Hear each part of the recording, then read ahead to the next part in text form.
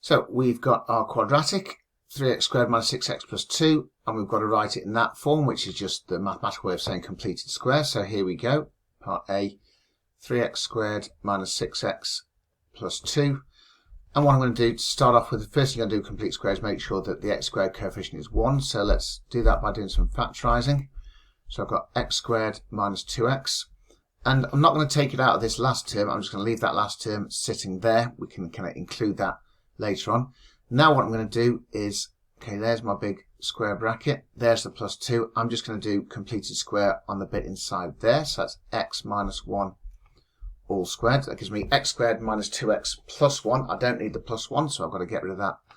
There's the minus 1. So the bits inside the square brackets are now exactly the same.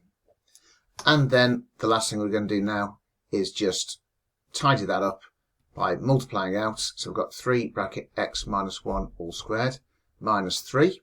So I've done that times that bit times that, then the plus 2. So now we've got 3x minus 1 all squared, the minus 3 plus 2. That leaves me with minus 1. And there it is in the form that we were after.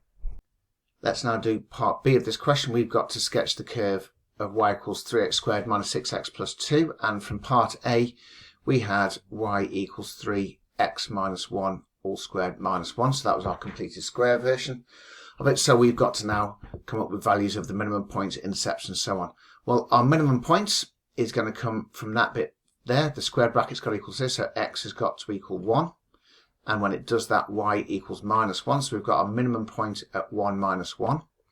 The value of the y-intercept, that is just the bit on the end there. So that's going to be 0, 2. And then we've got to find the value of the x-intercepts in this form here. So this is the one where we've got a bit of work to do. So what I'm going to do for this one, I'm going to leave it in completed square form, and I'm going to set it equal to 0. So that's 3 bracket x minus 1 all squared minus 1. Now let's do some solving. 1, I'm going to divide by the 3 as well, equals x minus 1 all squared. Take a second just to have a think about that one if you need to. Do some square rooting. Square root of a third, root 3 over 3. Again, if you do it in your calculator, that's what will pop out. All I've done is rationalise the square root 3 on the bottom. So that's x minus 1. And then we've got, move the 1 over 1. Oh, sorry, I should have a plus or minus in there. Plus or minus root 3 over 3 equals x.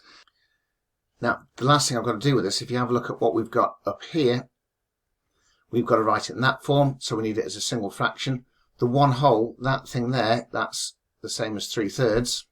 So we can write that as x equals 3 plus or minus root 3 all over 3. And now you've got it in the form that's been asked for in the question. Now, this question is actually asking us for a sketch of the curve. So we've got to include all that information on a sketch. So here comes my sketch. Right, what have we got? We've got a minimum point at 1 minus 1. So it's 1 minus 1. So we've got a minimum point there.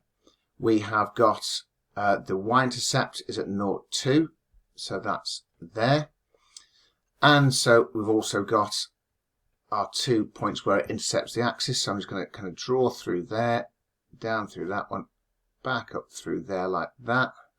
And so now we just need to indicate the values where we've got the intercept. So let's put that in there. So that one is 3 minus root 3 over 3. And that one there is 3 plus root 3 over 3. And there's our sketch with all our key points clearly indicated.